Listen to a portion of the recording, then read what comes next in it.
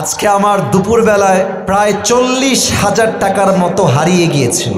জেলার নাম বলবো না, বদনাম হবে। তো আজকে হোটেলে উঠেছি, সারা রাত জার্নি করে গিয়ে সকাল 9টায় সকাল হয়ে গেছে। তো আমি আবার পায়জামার পকেটে টাকা রেখেছিলাম প্রায় 35 থেকে 40 কাছাকাছি এরকম কিছু একটা অ্যামাউন্টের টাকা। তো ঘুমানোর আগে টাকাটা পকেট থেকে বের করে বালিশের নিচে রেখেছি, বালিশের নিচে। তো ঘুম থেকে উঠেছি, জোহরের নামাজ পড়েছি, বের হয়ে গিয়েছি বাহিরে দুপুরের লাঞ্চ করার জন্য।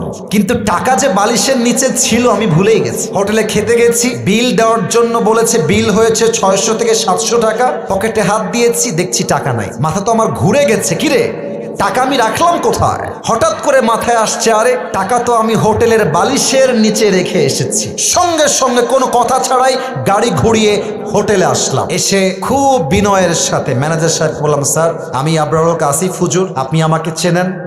আমি আপনাদের হোটেলের রুমে বালিশের নিচে এত টাকা রেখে গেছিলাম, 1000 টাকার বান্ডিল আর 500 টাকার বান্ডিল রেখে এলাম বালিশের কাছে। বললাম, স্যার যে পেয়েছে আমাকে বলেন দিয়ে দিতে।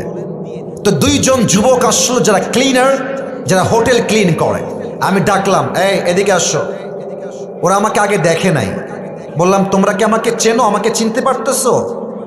তো যে আমার বেড গুছিয়েছে, যে আমার বালিশ হটিয়েছে, সে বলছে, হ্যাঁ আমি আপনাকে চিনি, আপনি আসিফ হুজুর, আপনার ওয়াজ আমি শুনেছি। তোকে বললাম, বাবু যেহেতু তুমি আসিফ হুজুরকে চেনো, দেখো বাবা আমি তোমার সঙ্গে ঝামেলা চাই না। আমার বালিশের তলে আমি টাকা রেখে গেছি, আমি 100% ড্যাম শিওর টাকাটা বাবা আমাকে দিয়ে দাও, তোমাকে আমি হাদিয়া দিয়ে বাসায় চলে যাব। যুবকটা মুখের উপরে বলছে, না আমি এই টাকা দেখি নাই, জীবনেও না, এটা সম্ভব না, আমি 1 টাকাও হাত দেই নাই।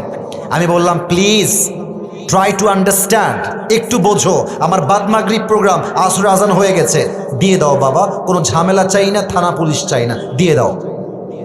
আমি বুঝালাম, আমার ড্রাইভার বুঝালো, পিএস বুঝালো, ম্যানেজার বুঝালো, সে বুঝতে রাজি না। এবার হোটেলে মালিক চলে আসছে, বড়লোক, শিক্ষিত, অনেক বড় ঘরের মানুষ তিনি, এবং তিনি একজন অ্যাডভোকেটকেও নিয়ে আসছে। সিসিটিভি ক্যামেরা ওপেন করা হলো, কে গেছে হুজুরের রুমে আর কে বের হয়েছে। তা আমি চোর ধরতে গিয়ে নিজেই চোর হয়ে গেছি। তারা আমাকে বলতেছে, আপনি যে টাকা রাখছেন তার প্রমাণ কোথায়? আমাকে বলতেছে, বিনয়ের সাথেই বলছে যে, স্যার আপনি যে টাকা রেখেছেন এখানে 40,000 টাকা, তার প্রমাণ কি আপনি আমাকে বলেন। আমি তো ঝগড়া চাই না, আমি সবসময় সমাধান চাই। তা আমি বললাম, একটু ক্যামেরাটা আগা পিছা করেন, সিসিটিভি ফুটেজটা সব চেক করা হলো। হোটেলের মালিক বললেন, হুজুর টাকাটা হয়তো বা আপনার স্টাফরা নিয়েছে, কারণ তারাও আপনার রুমে প্রবেশ করেছিল। আমি বললাম, দেখেন আমার স্টাফরা, they have been working with me just for 4 years, প্রায় 4 বছর যাবত আমার সঙ্গে তারা আছে, আমার 1 পয়সা তারা হাত দেয়নি আজ অব্দি, ওরা নিতে পারে না, প্লিজ একটু সমাধানে আসেন। না, উনি মানতে রাজি না, উনি বললেন এটা হতে পারে না, আমরা সরি। লাস্টে যখন ফিরে আসবো, টাকার আশাই বাদ দিয়ে দিয়েছি। অ্যাডভোকেট তাকে আবার বলছে, এই ছেলে টাকা নিয়েছো, থাকলে দিয়ে দাও, কোনো মারামারি হবে না, দিয়ে দাও, আসিফ তোমাকে ছেড়ে বাসায় যাবে। ও বলছে, না আমি টাকা নেই নাই। আমিও টাকার আশা বাদ দিলাম, যে থাক ওইটা বাদ, ওটা পাওয়া যাবে না। জাস্ট আসার সময় তাকে বললাম যে, স্যার দেখেন আমি আসিফ হুজুর, আমি কোনো গন্ডগোল চাই না, আপনার হোটেলের বদনাম চাই না, তবে একটা আবদার রাখবো। এই যুবকটা যে রুমে থাকে, চেক হিজ রুম, ও রুমটা চেক করেন। বলছে, ঠিক আছে হুজুর, আপনার লাস্ট আবদার আমরা রাখবো। হোটেল ম্যানেজার, হোটেল মালিক, অ্যাডভোকেট এবং আমার 3 জন স্টাফ ও রুমে গেল। রুমে গিয়ে দেখবেন টয়লেটের উপরে একটা ছোট্ট করে জায়গা থাকে, এই ঢোপ টোপ রাখার জন্য, অনেক জিনিস রাখার জন্য। একজন গিয়ে সোজা ওখানে আঘাত করছে। যখনই খুলেছে দেখছে আমার সব টাকা ওখানে রাখা আছে। আর যখনই টাকা দেখতে পাইছে মালিক হোটেলের, ওরে ইচ্ছা মতো মারা শুরু করছে। সেই মায়ের আমি গিয়ে পরে ঠেকায় ঠুকায় নিয়ে আসলাম।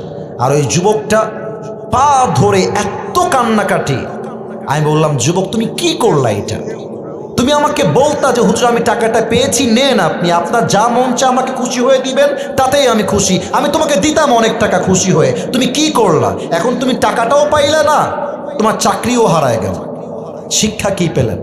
শিক্ষা একটা, যদি আপনি জ্ঞানী মানুষ হয়ে থাকেন, আপনি মাথায় রাখবেন যে আমার এই টাকাটা দামি নয়, আমার বিশ্বাসটা দামি। যদি আমি বিশ্বাস রাখতে পারি, পুরস্কারও থাকবে, চাকরিও থাকবে, জীবনটাও সুন্দর হবে। মূর্খতা করবেন, চাকরিও থাকবে না, জীবনটাও অসুন্দর হয়ে যাবে। ঠিক কিনা বলেন?